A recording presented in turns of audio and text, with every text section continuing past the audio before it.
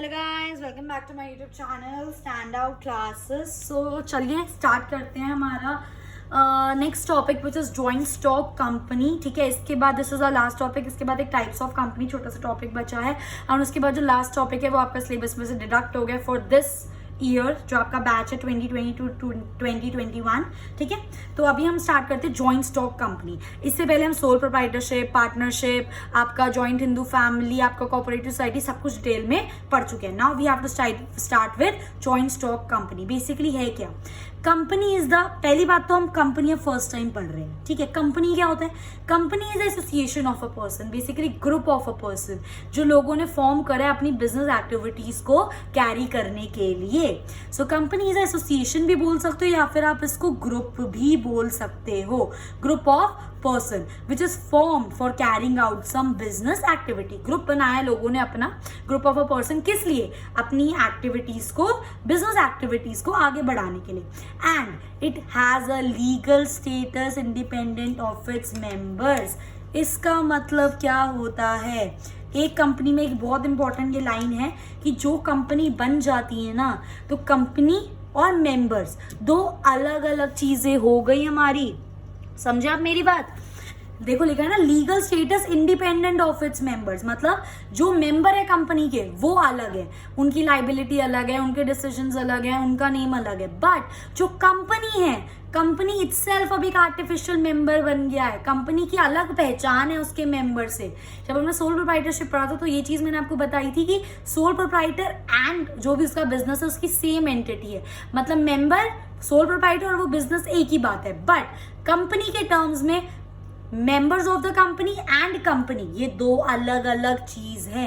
अब कंपनी को भी एग्जैक्टली डिफरेंट पर्सन समझ लो इसके अंदर। ऑल्दो नॉन लिविंग पर्सन है बट उसकी सेपरेट लीगल एंटिटी, मतलब जो लीगल पहचान होती है ना वो मेंबर्स की अलग है और कंपनी की खुद की एक लीगल पहचान है। तो ये चीज मोस्ट इंपॉर्टेंट जो आपको पता होनी चाहिए। इसलिए यहाँ पे लिखा है that company is artificial person. उसको क्या माना जाता है? आर्टिफिशियल पर्सन, क्योंकि उसकी एक लीगल खुद की आइडेंटिटी है। ठीक है, अभी आपको और समझ आएगा जब हम इसको आगे पढ़ेंगे। देखो यहाँ पे नेक्स्ट टॉपिक यही है, it is a separate legal entity. Members की लीगैलिटी, मेंबर्स की पहचान अलग है, कंपनी की पहचान अलग है। परपेचुअल सक्सेशन ये क्या होता है अभी मैं चैप्टर में आगे डिस्कस करूंगी। एंड कॉमन सील ये भी क्या होता है, ये सब हम अभी आगे पढ़ेंगे।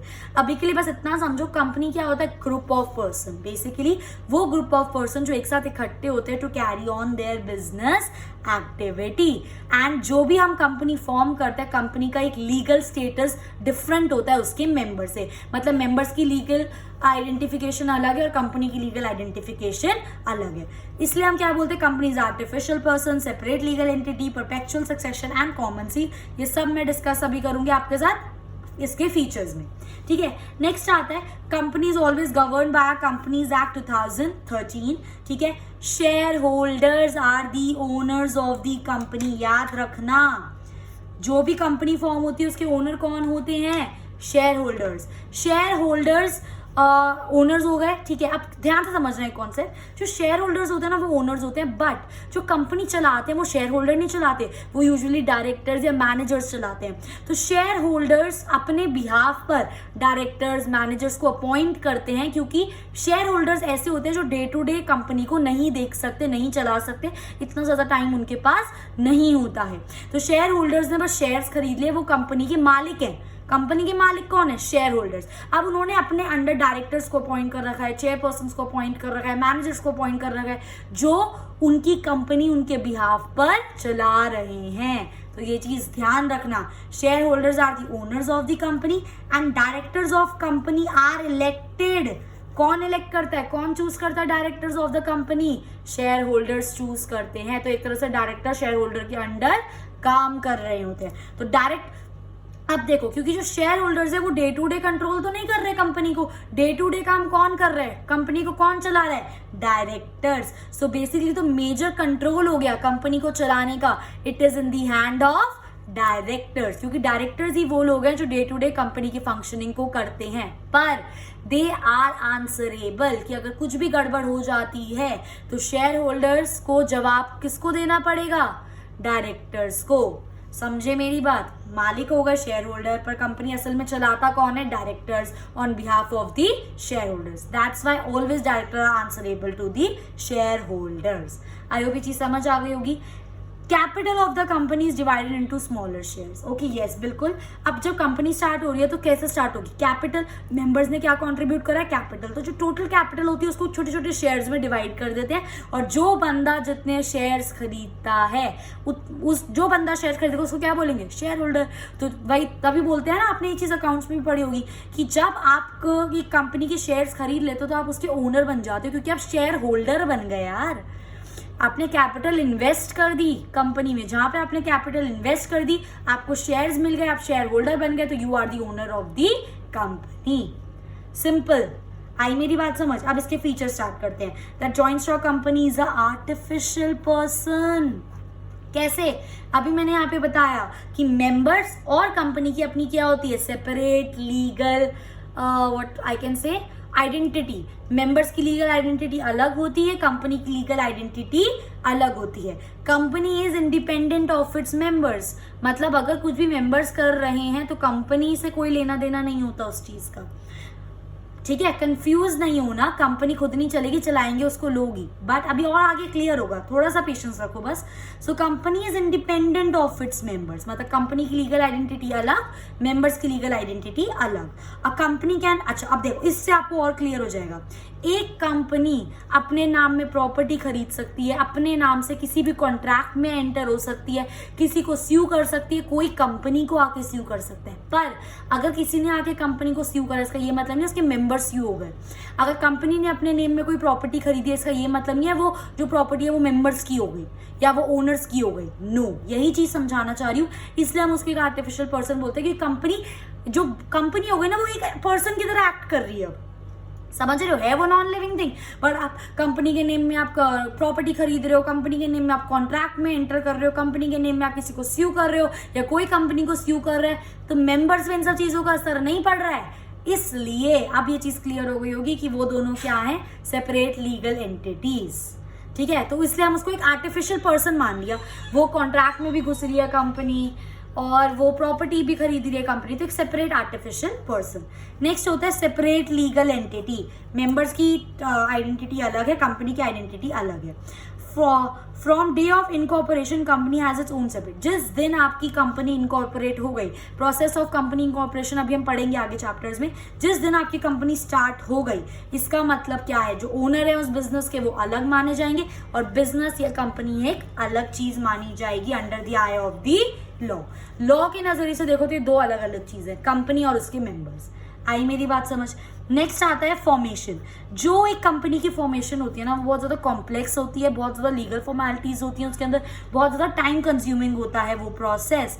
ठीक है, और कंपनी की रजिस्ट्रेशन कंपल्सरी है under Indian companies act 2013। Okay guys, next perpetual succession. अभी मैंने बोलता है मैं पढ़ाऊंगी क्या होता है परपेचुअल सक्सेशन। का मतलब है कि अगर कोई भी मेंबर की डेथ हो जाती है, वो बैंक करप्ट हो जाता है, जेल हो जाती है, एक्सीडेंट हो जाता है, कुछ भी, तो उससे हमारी कंपनी की कॉन्टिन्यूटी पे असर नहीं पड़ेगा।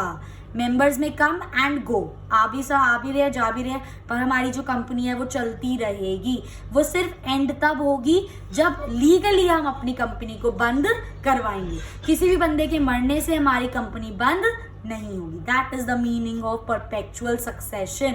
और कंट्रोल के बारे में तो अभी मैंने आपसे डिस्कस करा। Control is in the hand of whom? Directors. Directors को कौन इलेक्ट करता है? Share holders. तो शेयर होल्डर के बिहाफ पे डायरेक्टर्स कंपनी की day to day controlling managing संभालते हैं। आ रही है मेरी बात समझ? नेक्स्ट होता है इसके अंदर लाइबिलिटी। जो मेंबर्स होते हैं उनकी जो लाइबिलिटी होती है वो लिमिटेड होती है। लिमिटेड लाइबिलिटी का मतलब क्या होता है? जितनी कैपिटल उन्होंने इन्वेस्ट करी है उतनी उनकी क्या होती है? Liability. As members are company are different, as members and companies are different, they need not to sell their personal assets। कहने का मतलब समझो, क्योंकि मेंबर्स की लाइबिलिटी कितनी है? जितनी उन्होंने कैपिटल लगाई है सिर्फ उतनी उनको पैसे देने, उनको कोई पर्सनल असेट्स नहीं बेचने। ऐसा क्यों हुआ?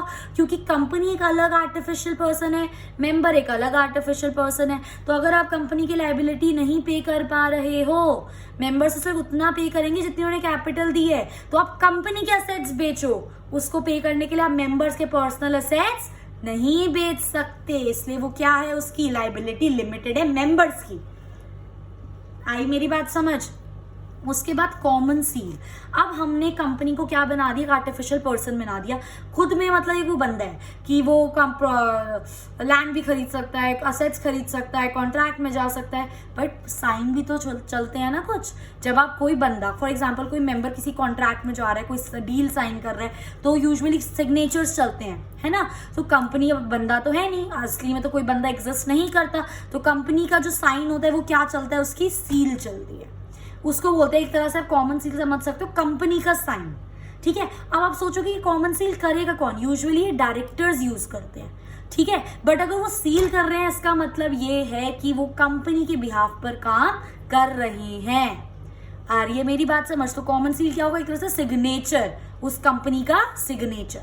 ठीक है, so it act like the signature of the company. Next होता है आपका रिस्क बेयरिंग।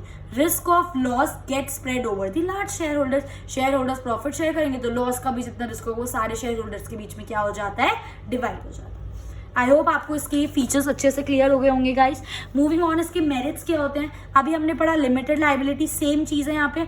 शेयर होल्डर सिर्फ उतना पे करेंगे जितना उन्होंने कैपिटल इन्वेस्ट करी है। ठीक है, अगर तब भी आपके लाइबिलिटीज फुलफिल नहीं हो पा रहे, आप उनको नहीं पे कर पा रहे हो, तो जो कंपनी के पर्सनल एसेट्स है आप उनको सेल कर सकते हो, पर आप मेंबर्स के पर्सनल एसेट्स को सेल नहीं कर सकते। तो ये एक मेरिट है, उनके लिए एडवांटेज है। Shareholder only liable to pay till the extent जितना उन्होंने कैपिटल को कॉन्ट्रीब्यूट करा है। Assets of the company can be used but not the asset of the share holder. आई मेरी बात समझ? इस तरह से हमने ये समझा कि कंपनी की जो लाइबिलिटी है वो तो अनलिमिटेड हो गई, पर मेंबर्स की लाइबिलिटी क्या है, लिमिटेड। नेक्स्ट आता है मेरा ट्रांसफर ऑफ इंटरेस्ट। इसका मतलब क्या होता है कि फॉर एग्जाम्पल मैंने किसी कंपनी में शेयर्स खरीदे, अब मैं उसकी शेयर होल्डर बन गई, मैं उस कंपनी की ओनर बन गई। अब क्या हुआ, उस शेयर्स को जब मैंने खरीदा, वो कंपनी ना मेरे को कुछ जमी नहीं, मेरे को लगा भाई मेरे पैसे फालतू में ब्लॉक पड़े हैं यहाँ पर, तो मुझे किसी और कंपनी में इन्वेस्ट करना चाहिए। तो that is transfer of interest, कि ईजिली आप किसी भी कंपनी में शेयर इन्वेस्ट कर सकते हो, आप ईजिली उन शेयर्स को बेचकर किसी और कंपनी में भी इन्वेस्ट कर सकते हो। अगर आपको अपना इंटरेस्ट उस कंपनी में नहीं है, किसी और कंपनी में आपको इन्वेस्ट करना है, तो ये चीज आप इजिली कर सकते हो। Easy transfer of ownership, shares can easily be converted, आप इजीली शेयर्स को कैश में कन्वर्ट करा सकते हो, किसी और कंपनी के शेयर्स खरीद सकते हो। ठीक है, और कैसे शेयर्स को कैसे कैश में कन्वर्ट कराओगे, उनको सेल करके। So there is no blockage of investment. ये नहीं कि एक जगह इन्वेस्ट करते तो ब्लॉक हो गया पैसा, अपने शेयर्स लो, मार्केट में बेचो, पैसा आ जाएगा, किसी और कंपनी में इन्वेस्ट कर दो। That is transfer of interest. Next is a perpetual existence, जो अभी हमने डिस्कस करा था, दैट इज परपेचुअल सक्सेशन। किसी भी मेंबर की डेथ से, बैंकरप्सी से, कोई भी एक्सीडेंट से हमारी जो कॉन्टिन्यूटी है कंपनी की, वो इफेक्ट नहीं करेगी। So existence of the company is not affected by any death and bankruptcy. Next is your scope of expansion. खुद सोचो, इतने सारे शेयर होल्डर्स है, इतनी सारी इन्वेस्टमेंट आ रही है, इतना ज्यादा पैसा आ रहा है आपके पास, तो आप इजिली एक्सपैंड कर सकते हो, नहीं कर सकते। So company has a large financial resources, इसलिए उसके पास बहुत ज्यादा स्कोप होता है अपनी ऑर्गेनाइजेशन, अपनी कंपनी को एक्सपैंड करने का। At the same time professional management, क्योंकि अब हमारे पास बहुत सारा पैसा है, बहुत सारा फाइनेंशियल बैकअप है, तो हम अच्छे अच्छे मैनेजर्स, स्किल्ड मैनेजर्स को अपॉइंट कर सकते हैं, क्योंकि हम उनकी सैलरी, उनको जितनी मतलब हाई सैलरी, हम इतने केपेबल हैं कि उनको उनकी हाई सैलरी हम प्रोवाइड कर सकें। So company can afford to pay high salary to the managers, और जितने अच्छे मैनेजर्स हम लोग अपॉइंट करेंगे, उतना बेटर डिसीजन, बेटर एफिशिएंसी, उतनी बेटर हमारी ऑर्गेनाइजेशन चलेगी। नेक्स्ट आते हैं इसके लिमिटेशन। सबसे पहली बात, कॉम्प्लेक्सिटी इंफॉर्मेशन। ये अभी हमने डिस्कस करा था कि इसको फॉर्म करना इतना ज़्यादा आसान नहीं होता गाइस। क्यों नहीं होता इसको फॉर्म करना इतना ज़्यादा आसान? क्योंकि टाइम कंज्यूमिंग प्रोसेस है, बहुत ज़्यादा लीगल फॉर्मेलिटीज़ हैं, बहुत ज़्यादा एफर्ट्स लगते हैं, तो उसको फॉर्म करना कंपनी को is a complex procedure. Company कैसे फॉर्म होती है वो भी हम आगे वाले चैप्टर्स में पढ़ेंगे। There is lack of secrecy. ठीक है, कंपनियां रिक्वायर्ड, क्योंकि कंपनी के पास क्योंकि लीगली रजिस्ट्रेशन कंपलसरी है, तो दे आर, उनके लिए कंपलसरी है कि उनको time to time information provide करनी है, किसको, अपने रजिस्ट्रार को। तो लैक ऑफ सीक्रेसी, अपने सीक्रेट इंफॉर्मेशन भी उसको क्या करने पड़ते हैं, डिस्क्लोज करने पड़ते हैं। नेक्स्ट आता है आपका इम्पर्सनल वर्क एनवायरनमेंट। इसका मतलब क्या है, क्योंकि आपकी कंपनी एक अलग आइडेंटिटी होल्ड करती है और आपके मेंबर्स एक अलग आइडेंटिटी होल्ड करते हैं। तो मेंबर्स जो होते हैं अल्टीमेटली काम तो वही कर रहे हैं ना, बट मेंबर्स को पता है कि कंपनी की अलग आइडेंटिटी है, उनकी खुद की अलग आइडेंटिटी, तो वो सब खुद के लिए काम करते हैं, वो कंपनी के लिए काम नहीं करते हैं। ज़्यादातर ऐसा नहीं होता है क्योंकि there is separation of ownership, तो वो अपना 100% नहीं देते हैं। तो that's why which create a very uneasy सा environment, that is we can say that impersonal work environment. ठीक है, नेक्स्ट आते हैं मेरा न्यूमरस रेगुलेशंस। क्योंकि लीगल रजिस्ट्रेशन है, कंपल्सरी है रजिस्ट्रेशन कराना, तो उसके हिसाब से उनको बहुत सारे रूल्स एंड रेगुलेशंस भी फॉलो करने पड़ते हैं। There are many legal compulsions of the company, जैसे कि ऑडिट का, voting preparation, voting rights, preparation of documents, ये सारे जो रेगुलेशंस होते हैं फॉलो करने पड़ते हैं। सारे रेगुलेशंस क्या होते हैं? टाइम कंज्यूमिंग होते हैं। ठीक है, डिले इन डिसीजन मेकिंग, जैसा कि हम लोग पढ़ चुके हैं, कंपनी में 3 लेवल हो गए, operational management, middle management, top management. अब डिसीजन लेने में, कंसल्ट करने में बहुत टाइम लगेगा, नहीं लगेगा? तो वही चीज होती है, company consist of top, middle and lower management, therefore it leads to delay in decision making. Next आता है मेरा गाइस, ठीक है, oligarchic management. What is this ना? ओलिगार्चिक मैनेजमेंट बेसिकली, खुद सोचो, अभी मैंने आपको ये चीज बताई, जो main control, day to day activity, वो कौन कंट्रोल करता है? डायरेक्टर्स कंट्रोल करते हैं, क्योंकि शेयर होल्डर्स उस टाइम पे नहीं होते था कंपनी में, दे आर मतलब डिफरेंट एरियाज में शेयर होल्डर्स प्रेजेंट होते हैं, इसलिए तो उन्होंने अपने डायरेक्टर को रखा कि हमारी एब्सेंस में आप हमारी कंपनी चलाओगी और कुछ भी गड़बड़ होगी तो director are answerable to the share holder. क्योंकि यहाँ पे शेयर होल्डर्स नहीं है, मेन कंट्रोलिंग पावर किसके हाथ में है? डायरेक्टर्स के हाथ में है। तो इसलिए डायरेक्टर्स उस पावर का अनड्यू एडवांटेज उठा सकते हैं, उस पावर का फायदा उठा सकते हैं अगेंस्ट दी शेयर होल्डर्स। आ रही है मेरी बात समझ? सो उसको बोलते हैं हमारे पास, उसको बोलते हैं ओलिगार्चिक मैनेजमेंट, व्हेन जब जिसके हाथ में कंट्रोल है वो फायदा उठा रहा है against the owners of the company. So as main control is in the hands of the director, sometimes they may use it against the share holders, क्योंकि शेयर होल्डर्स यहाँ पे है नहीं चेक करने के लिए। समझ रहे हो मेरी बात? ठीक है, तो उसको बोलता है ओलिगार्चिक मैनेजमेंट, जबकि वो फेयर, जिसमें मतलब डायरेक्टर्स आर नॉट फेयर। ठीक है, उसको बोलते हैं। ओके, तो ये था हमारा लास्ट जॉइंट स्टॉक कंपनी, जिसके हमने फीचर्स पढ़ लिए, मेरिट्स पढ़ लिए और डीमेरिट्स पढ़ लिए। इसके बाद हमारा लास्ट टॉपिक आता है टाइप्स ऑफ कंपनी। सिंपल से टॉपिक है, फटाफट से कर लेते हैं। 2 टाइप की कंपनी होती है, एक होती है हमारी प्राइवेट कंपनी और एक होती है हमारी पब्लिक कंपनी। प्राइवेट कंपनी और पब्लिक कंपनी में क्या फर्क होता है? ठीक है, 2-3 फर्क है, ध्यान से सुनना। It restrict the right of members to transfer shares. जब हम पब्लिक कंपनी की बात कर रहे हैं, हम लोग इजीली अपना ट्रांसफर ऑफ शेयर कर सकते हैं। इस वाली कंपनी में पसंद नहीं आया, खरीदे, बेचे, दूसरी में इन्वेस्ट कर दिए। पर प्राइवेट में ऐसा आप नहीं कर सकते हो। देखो मैंने लिखा है, ठीक है, रिस्ट्रिक्ट करता है एंड हैज नो, और यहाँ पे लिखा है no restriction of transfer of shares. आप पब्लिक कंपनी में इजीली अपने जो शेयर्स है उनको ट्रांसफर कर सकते हो। पर प्राइवेट कंपनी में आपको मिनिमम 2 जने चाहिए, मैक्सिमम 200। ठीक है, पब्लिक कंपनी में आपको मिनिमम 7 जने चाहिए, मैक्सिमम की कोई लिमिट नहीं है। ठीक है, it does not allow public to subscribe it security. Private, इस पॉइंट का ना मतलब समझो, जो आपकी प्राइवेट कंपनी होती है ना गाइस, प्राइवेट कंपनी ऑफर नहीं करती पब्लिक को कि प्राइवेट कंपनी के जो शेयर्स है उसने ऑफर करा कि पब्लिक आके कोई भी मतलब बंदा उस प्राइवेट कंपनी के शेयर्स आके खरीद सकता है, ऐसा नहीं होता।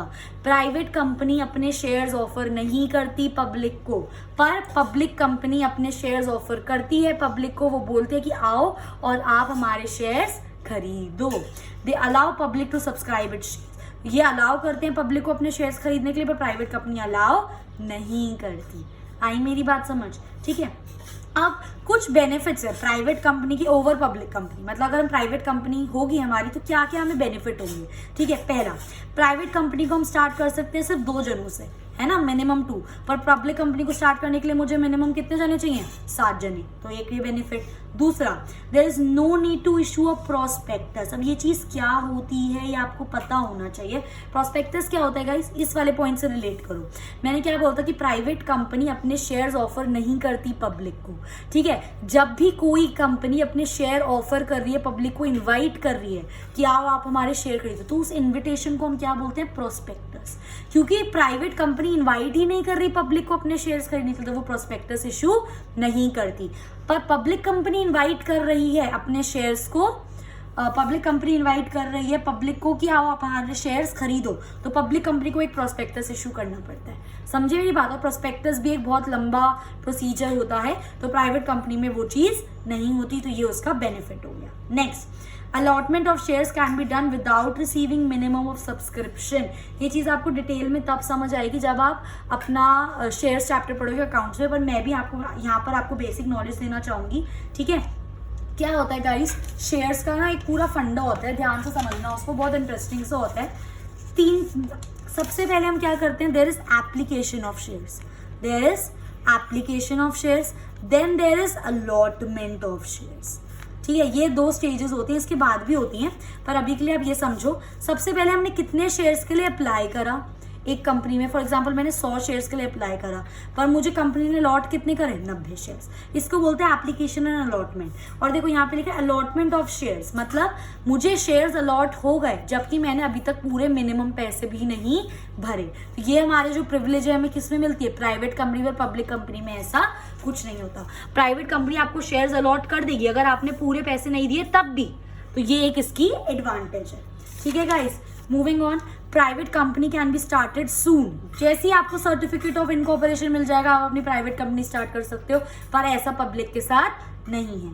नेक्स्ट, पब्लिक कंपनी में मिनिमम 3 डायरेक्टर होने चाहिए, प्राइवेट में मिनिमम 2, और दोनों में मैक्सिमम कितने हो सकते हैं, 15 डायरेक्टर। ठीक है, उसके बाद एक डिफरेंस आता है index of members. Index of members का मतलब होता है रिकॉर्ड रखना, मेंबर्स का नेम, मेंबर्स का एड्रेस, पूरा रिकॉर्ड रखना मेंबर्स का।